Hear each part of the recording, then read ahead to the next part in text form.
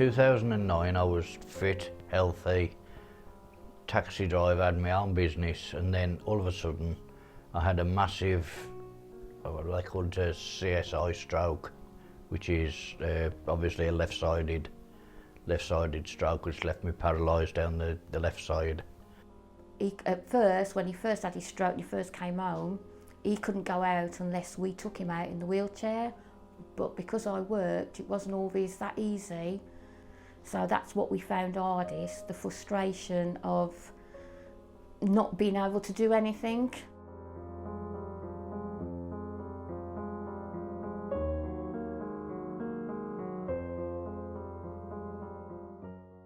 All it was basically feeling sorry for myself, really, I suppose, when I look back on it, but at the time it was just pure frustration because I couldn't do anything, you know, and it was horrible because Julie had to take me to the shower, bath me, take me to the toilet. I couldn't do anything, basically. I was just an object, and I just couldn't cope with it to start with. He got to the point where he was constantly shouting, and it was no life for me, all the kids, or him really, and that's when we made the decision to get his own place.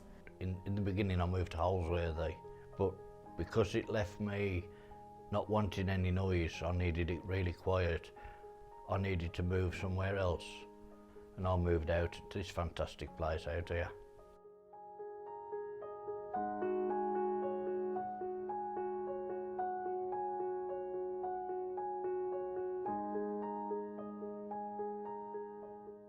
That's totally changed us as a family, because then the time we are together, you know, it's really, really good.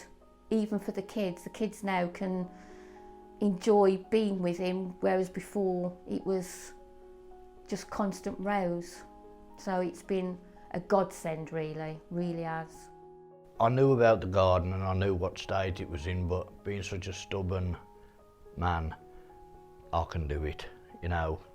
And we didn't think anything of it till I actually started trying to do it and realised I couldn't.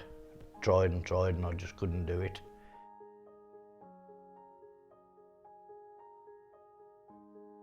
John's garden was so overgrown, you wouldn't believe it. The poor guy, he couldn't even walk from the pathway, the concrete pathway, onto what should be a lawn area. It was that bad.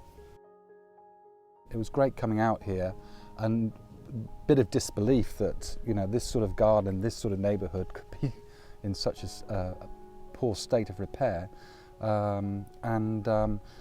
So straight away I kind of went through with him what could be done to transform his garden, and did what I always do, is go away and you know, put the prices together and give him a quote for how much the work would come to. I went on to a site to see about hiring a gardener, see how much one would cost.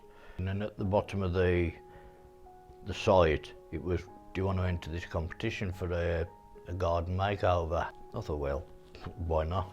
And I did, and I won it.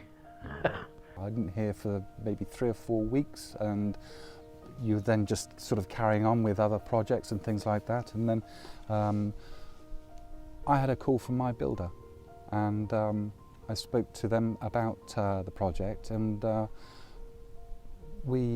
was explaining to them that it was really quite an expensive project to do, because we had to hire in the diggers and the skips. They're just so expensive nowadays to hire these things.